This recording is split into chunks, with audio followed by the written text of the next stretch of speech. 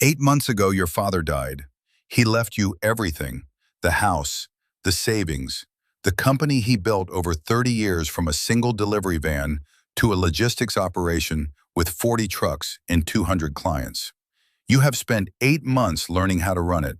8 months of early mornings and late nights and meetings with accountants and operations managers and clients who knew your father for decades, and look at you with the patient eyes of people who are waiting to see if you are going to be half the person he was. You think you are getting there. You think you are starting to understand what he built. You have absolutely no idea. His name was Marcus. He had been with your father since the beginning, 31 years. He drove the first van. He hired the first staff. He knew where every contract came from and where every invoice went.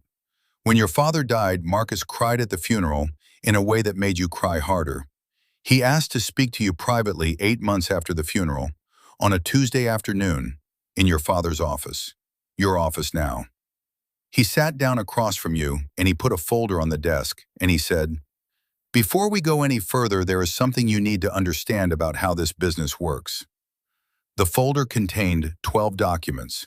You read them in order. The first three were standard logistics contracts, clients you recognized, deliveries you had processed yourself in the last 8 months. The fourth document was different, a contract with a client name you did not recognize, in a format that looked standard but was not quite standard. The billing structure was unusual. The delivery schedules did not match any route in the system. You looked up at Marcus. He did not say anything. You kept reading. Documents 5 through 9 were variations of the fourth, different client names, same unusual format, same billing irregularities, same delivery schedules that existed nowhere in the operational system. Document 10 was a ledger, 2 columns. The left column showed the revenue you knew about. The right column showed a number that was 3 times larger. You sat very still for a long time. Marcus spoke quietly. He said your father did not start this. He said your father was approached 28 years ago by people who needed what he had.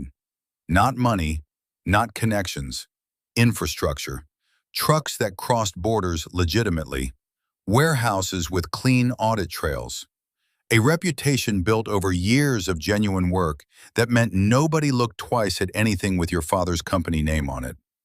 He said your father refused the first time, and the second time. He said the third time they did not ask. They showed your father something. Marcus did not say what they showed him. He said whatever it was, your father never talked about it. He said your father made his decision and he built the parallel operation so carefully and so cleanly that in 28 years nothing had ever been traced back to anything. He said the legitimate business was always legitimate. He said your father was proud of what he built, both of what he built. You looked at Marcus. You asked him why he was telling you this now. He said because they are waiting. They had been patient. 8 months of patience while you learned the legitimate side of the business. But the parallel operation had been running at reduced capacity since your father died, and the people who relied on it were not the kind of people who waited indefinitely. Marcus said you had a choice. He said you could walk away. He said walking away had consequences he could not fully predict, but that in his experience the people involved were practical. He said you could also stay. He said if you stayed he would teach you everything the same way he taught your father. He said the operation was clean. Nobody had ever been hurt by it directly. He said your father slept fine. He said your father was a good man. You looked at the folder on the desk, at the ledger with the 2 columns, at the number in the right column that was 3 times larger than everything you thought you had inherited. You asked Marcus one question. You asked him if your father left anything for you. Not in the will, not in the house.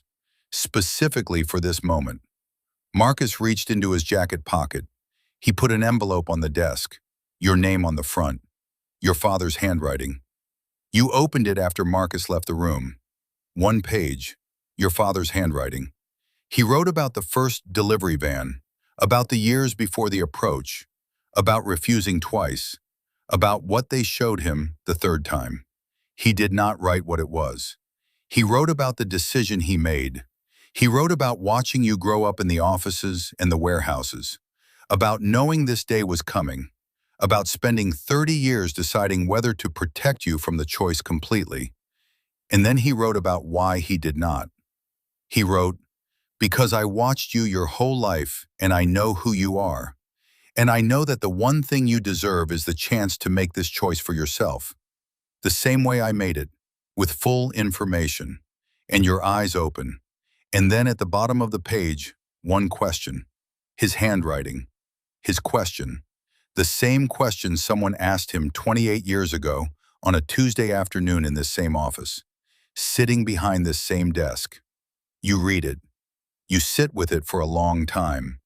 And then you look up at the window, at the yard outside, at 40 trucks with your father's name on the side, at Marcus standing by the warehouse door waiting. You think about who you are. You think about who your father was. You think about the fact that they are not always the same answer. And you make your choice.